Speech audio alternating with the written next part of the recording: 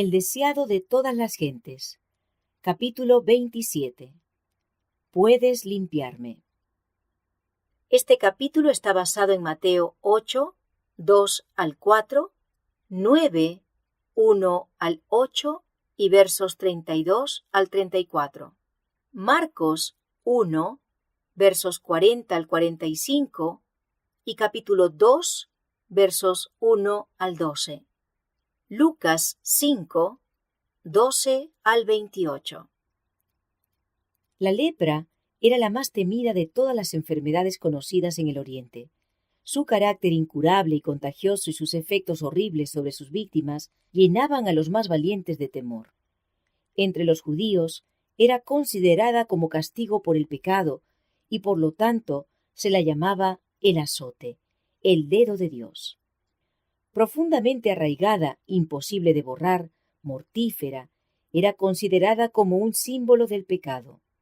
La ley ritual declaraba inmundo al leproso, como si estuviese ya muerto. Era despedido de las habitaciones de los hombres. Cualquier cosa que tocase quedaba inmunda, y su aliento contaminaba el aire. El sospechoso de tener la enfermedad debía presentarse a los sacerdotes, quienes habían de examinarle y decidir su caso. Si le declaraban leproso, era aislado de su familia, separado de la congregación de Israel y condenado a asociarse únicamente con aquellos que tenían una aflicción similar. La ley era inflexible en sus requerimientos. Ni aun los reyes y gobernantes estaban exentos. Un monarca atacado por esa terrible enfermedad debía entregar el cetro y huir de la sociedad. Lejos de sus amigos y parentela, el leproso debía llevar la maldición de su enfermedad. Estaba obligado a publicar su propia calamidad, a rasgar sus vestiduras y a hacer resonar la alarma para advertir a todos que huyesen de su presencia contaminadora. El clamor «¡Inmundo! ¡Inmundo!», que en tono triste exhalaba el desterrado solitario, era una señal que se oía con temor y aborrecimiento. En la región donde se desarrollaba el ministerio de Cristo, había muchos enfermos tales a quienes les llegaron nuevas de la obra que él hacía, y vislumbraron un rayo de esperanza. Pero desde los días del profeta Eliseo, no se había oído nunca que sanara una persona en quien se declarara esta enfermedad. No se atrevían a esperar que Jesús hiciese por ellos lo que por nadie había hecho.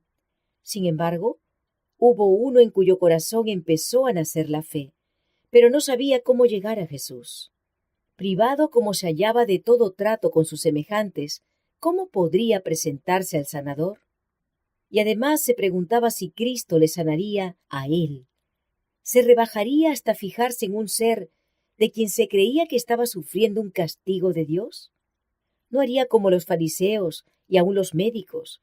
Es decir, pronunciar una maldición sobre él y amonestarle a huir de las habitaciones de los hombres? Reflexionó en todo lo que se le había dicho de Jesús. Ninguno de los que habían pedido su ayuda había sido rechazado. El pobre hombre resolvió encontrar al Salvador. Aunque no podía penetrar en las ciudades, tal vez llegase a cruzar su senda en algún atajo de los caminos de la montaña, o le hallase mientras enseñaba en las afueras de algún pueblo. Las dificultades eran grandes, pero esta era su única esperanza. El leproso fue guiado al Salvador. Jesús estaba enseñando a orillas del lago, y la gente se había congregado en derredor de él. De pie, a lo lejos, el leproso alcanzó a oír algunas palabras de los labios del Salvador. Le vio poner sus manos sobre los enfermos. Vio a los cojos, los ciegos, los paralíticos y los que estaban muriendo de diversas enfermedades levantarse sanos, alabando a Dios por su liberación. La fe se fortaleció en su corazón. Se acercó más y más a la muchedumbre. Las restricciones que le eran impuestas, la seguridad de la gente y el temor con que todos le miraban, todo fue olvidado. Pensaba tan solo en la bendita esperanza de la curación. Presentaba un espectáculo repugnante. La enfermedad había hecho terribles estragos. Su cuerpo decadente ofreció un aspecto horrible. Al verle, la gente retrocedía con terror. Se agolpaban unos sobre otros en su ansiedad de escapar de todo contacto con él. Algunos trataban de evitar que se acercara a Jesús, pero en vano. Él ni los veía ni los oía. No percibía tampoco sus expresiones de horror. Veía tan solo al Hijo de Dios. Oía únicamente la voz que infundía vida a los moribundos. Acercándose con esfuerzo a Jesús, se echó a sus pies clamando: «Señor, si quieres, puedes limpiarme». Jesús replicó: «Quiero, sé limpio», y puso la mano sobre él. Inmediatamente se realizó una transformación en el leproso. Su carne se volvió sana, los nervios recuperaron la sensibilidad, los músculos la firmeza. La superficie tosca y escamosa propia de la lepra desapareció, y la reemplazó un suave color rosado, como el que se nota en la piel de un niño sano. Jesús encargó al hombre que no diese a conocer la obra en él realizada, sino que se presentase inmediatamente con una ofrenda al templo. Semejante ofrenda no podía ser aceptada hasta que los sacerdotes le hubiesen examinado y declarado completamente sano de la enfermedad. Por poca voluntad que tuviesen para cumplir este servicio, no podían eludir el examen y la decisión del caso. Las palabras de la Escritura demuestran con qué urgencia Cristo recomendó a este hombre la necesidad de callar y obrar prontamente. Entonces le apercibió y despidióle luego, y le dice: «Mira, no digas a nadie nada, sino ve, muéstrate al sacerdote y ofrece por tu limpieza lo que Moisés mandó para testimonio a ellos». Si los sacerdotes hubiesen conocido los hechos relacionados con la curación del leproso, su odio hacia Cristo podría haberlos inducido a dar un fallo falto de honradez. Jesús deseaba que el hombre se presentase en el templo antes de que les llegase rumor alguno concerniente al milagro.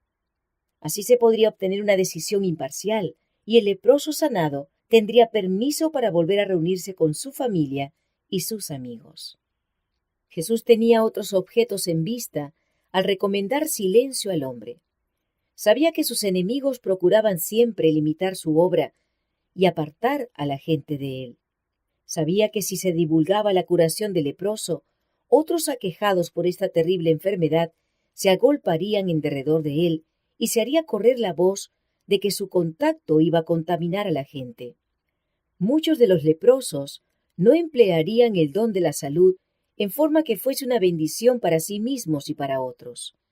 Y al atraer a los leprosos en derredor suyo, daría ocasión de que se les acusase de violar las restricciones de la ley ritual. Así quedaría estorbada su obra de predicar el Evangelio. El acontecimiento justificó la amonestación de Cristo. Una multitud había presenciado la curación del leproso y anhelaba conocer la decisión de los sacerdotes. Cuando el hombre volvió a sus deudos, hubo mucha agitación. A pesar de la recomendación de Jesús, el hombre no hizo ningún esfuerzo para ocultar el hecho de su curación. Le habría sido imposible en verdad ocultarla, pero el leproso publicó la noticia en todas partes, concibiendo que era solamente la modestia de Jesús la que le había impuesto esa restricción. Anduvo proclamando el poder del gran médico. No comprendía que cada manifestación tal hacía a los sacerdotes y ancianos más resueltos a destruir a Jesús. El hombre sanado consideraba muy precioso el don de la salud. Se regocijaba en el vigor de su virilidad y en que había sido devuelto a su familia y a la sociedad, y le parecía imposible dejar de dar gloria al médico que le había curado. Pero su divulgación del asunto estorbó la obra del Salvador. Hizo que la gente acudiese a él en tan densas muchedumbres que por un tiempo se vio obligado a suspender sus labores. Cada acto del ministerio de Cristo tenía un propósito de largo alcance. Abarcaba más de lo que el acto mismo revelaba. Así fue en el caso del leproso. Mientras Jesús ministraba a todos los que venían a él, anhelaba bendecir a los que no venían. Mientras atraía a los publicanos, los paganos y los samaritanos, anhelaba alcanzar a los sacerdotes y maestros que estaban trabados por el prejuicio y la tradición. No dejó sin probar medio alguno por el cual pudiesen ser alcanzados. Al enviar a los sacerdotes el leproso que había sanado, daba a los primeros un testimonio que estaba destinado a desarmar sus prejuicios. Los fariseos habían aseverado que la enseñanza de Cristo se oponía a la ley que Dios había dado por medio de Moisés, pero la orden que dio al leproso limpiado de presentar una ofrenda según la ley probaba que esa acusación era falsa. Era suficiente testimonio para todos los que estuviesen dispuestos a ser convencidos. Los dirigentes de Jerusalén habían enviado espías en busca de algún pretexto para dar muerte a Cristo. Él respondió dándoles una muestra de su amor por la humanidad, su respeto por la ley y su poder de librar del pecado y de la muerte. Así testificó acerca de ellos: pusieron contra mí mal por bien y odio por amor. El que desde el monte dio el precepto, amad a vuestros enemigos, ejemplificó él mismo este principio, no volviendo mal por mal, ni maldición por maldición, sino antes, por el contrario, bendiciendo. Los mismos sacerdotes que habían condenado al leproso al destierro certificaron su curación. Esta sentencia, promulgada y registrada públicamente, era un testimonio permanente en favor de Cristo. Y como el hombre sanado quedaba reintegrado a la congregación de Israel, bajo la garantía de los mismos sacerdotes, de que no había en él rastro de la enfermedad, venía a ser un testigo vivo a favor de su benefactor. Con alegría presentó su ofrenda y ensalzó el nombre de Jesús. Los sacerdotes quedaron convencidos del poder divino del Salvador. Tuvieron oportunidad de conocer la verdad y sacar provecho de la luz. Si la rechazaban, se apartaría de ellos para no volver nunca. Muchos rechazaron la luz, pero no fue dada en vano. Fueron conmovidos muchos corazones que por un tiempo no dieron señal de serlo. Durante la vida del Salvador, su misión pareció recibir poca respuesta de amor de parte de los sacerdotes y maestros. Pero después de su ascensión, una gran multitud de los sacerdotes obedecía a la fe. La obra de Cristo al purificar al leproso de su terrible enfermedad es una ilustración de su obra de limpiar el alma de pecado. El hombre que se presentó a Jesús estaba lleno de lepra. El mortífero veneno impregnaba todo su cuerpo. Los discípulos trataron de impedir que su maestro le tocase, porque el que tocaba a un leproso se volvía inmundo. Pero al poner su mano sobre el leproso, Jesús no recibió ninguna contaminación. Su toque impartía un poder vivificador. La lepra fue quitada. Así sucede con la lepra del pecado, que es arraigada, mortífera e imposible de ser eliminada por el poder humano. Toda cabeza está enferma y todo corazón doliente. Desde la planta del pie hasta la cabeza no hay en él cosa ilesa, sino herida, hinchazón y podrida llaga. Pero Jesús, al venir a morar en la humanidad, no se contamina. Su presencia tiene poder para sanar al pecador. Quien quiera caer a sus pies, diciendo con fe: Señor, si quieres puedes limpiarme, oirá la respuesta: quiero, sé limpio. En algunos casos de curación, Jesús no concedió inmediatamente la bendición pedida, pero en el caso del leproso, apenas hecha la súplica, fue concedida. Cuando pedimos bendiciones terrenales, tal vez la respuesta a nuestra oración sea dilatada, o Dios nos dé algo diferente de lo que pedimos, pero no sucede así cuando pedimos liberación del pecado. Él quiere limpiarnos del pecado, hacernos hijos suyos y habilitarnos para vivir una vida santa. Cristo se dio a sí mismo por nuestros pecados para librarnos de este presente siglo malo, conforme a la voluntad de Dios y Padre nuestro. Y esta es la confianza que tenemos en Él, que si demandáramos alguna cosa conforme a su voluntad, Él nos oye. Y si sabemos que Él nos oye, en cualquiera cosa que demandáremos, sabemos que tenemos las peticiones que le hubiéremos demandado. Si confesamos nuestros pecados, Él es fiel y justo para que nos perdone nuestros pecados y nos limpie de toda maldad. En la curación del paralítico de Capernaum, Cristo volvió a enseñar la misma verdad. Hizo ese milagro para que se manifestase su poder de perdonar los pecados. Y la curación del paralítico ilustra también otras verdades preciosas. Es una lección llena de enseñanza y estímulo, y por estar relacionada con los cavilosos fariseos, contiene también una advertencia. Como el leproso, este paralítico había perdido toda esperanza de restablecerse. Su enfermedad era resultado de una vida de pecado, y sus sufrimientos eran amargados por el remordimiento. Mucho antes había apelado a los fariseos y doctores con la esperanza de recibir alivio de sus sufrimientos mentales y físicos. Pero ellos lo habían declarado fríamente incurable y abandonado a la ira de Dios. Los fariseos consideraban la aflicción como una evidencia del desagrado divino y se mantenían alejados de los enfermos y menesterosos. Sin embargo, cuán a menudo los mismos que se exaltaban como santos eran más culpables que aquellos dolientes a quienes condenaban. El paralítico se hallaba completamente desamparado y, no viendo perspectiva de ayuda en ninguna parte, se había sumido en la desesperación. Entonces oyó hablar de las obras maravillosas de Jesús. Le contaron que otros tan pecaminosos e imposibilitados como él habían quedado sanos. Aún leprosos habían sido limpiados, y los amigos que le referían estas cosas le animaban a creer que él también podría ser curado, si lo pudieran llevar a Jesús. Pero su esperanza decaía cuando recordaba cómo había contraído su enfermedad. Temía que el médico puro no le tolerase en su presencia. Sin embargo, no era tanto la curación física como el alivio de su carga de pecado lo que deseaba. Si podía ver a Jesús y recibir la seguridad del perdón y de la paz con el cielo, estaría contento de vivir o de morir, según fuese la voluntad de Dios. El clamor del moribundo era: «Oh, si pudiese llegar a su presencia». No había tiempo que perder. Sus carnes macilentas mostraban ya rastros de descomposición.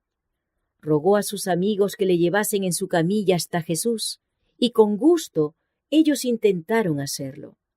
Pero tan densa era la muchedumbre que se había congregado alrededor y en el interior de la casa en que Jesús estaba, que era imposible para el enfermo y sus amigos llegar hasta él, o siquiera llegar al alcance de su voz. Jesús estaba enseñando en la casa de Pedro. Según su costumbre, los discípulos estaban sentados alrededor de él, y los fariseos y doctores de la ley estaban sentados, los cuales habían venido de todas las aldeas de Galilea y de Judea y Jerusalén. Habían venido como espías, buscando un motivo para acusar a Jesús.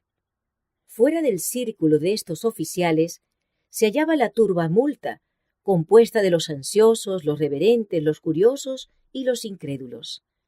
Estaban representadas diversas nacionalidades y toda la escala social. Y la virtud del Señor estaba allí para sanarlos. El espíritu de vida se cernía sobre la asamblea, pero los fariseos y doctores no discernían su presencia.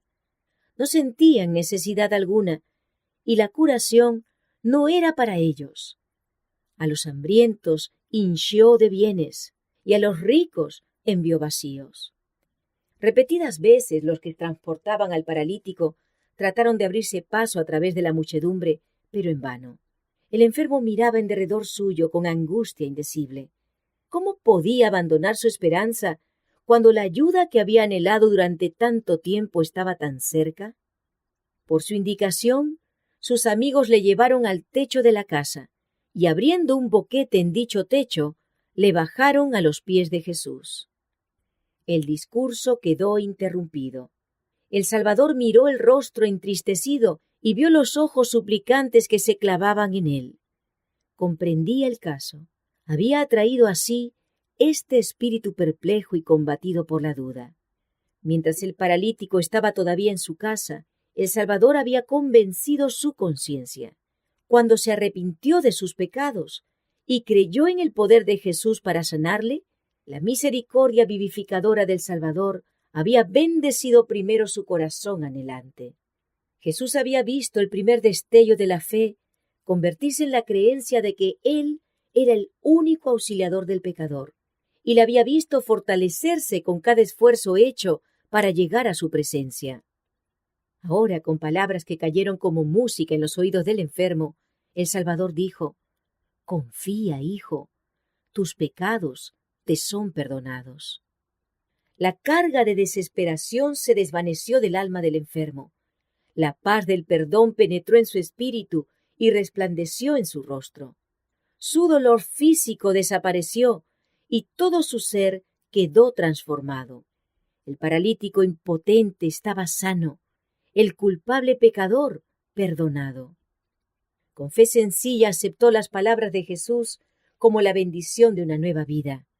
No presentó otro pedido, sino que permaneció en bienaventurado silencio, demasiado feliz para hablar. La luz del cielo se reflejaba en su semblante y los concurrentes miraban la escena con reverencia.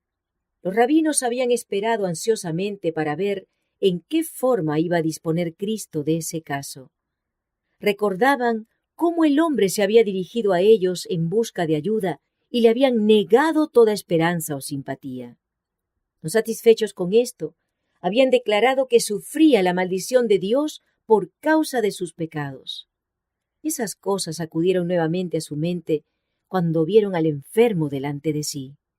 Notaron el interés con que todos miraban la escena y los abrumó el temor de perder su influencia sobre el pueblo. Estos dignatarios no cambiaron palabras entre sí, sino que mirándose los rostros unos a otros, leyeron el mismo pensamiento en cada uno de que algo había que hacer para detener la marea de los sentimientos. Jesús había declarado que los pecados del paralítico eran perdonados. Los fariseos se aferraron a estas palabras como una blasfemia y concibieron que podrían ser presentadas como un pecado digno de muerte. Dijeron en su corazón: «Blasfemias dice, ¿quién puede perdonar pecados sino solo Dios?».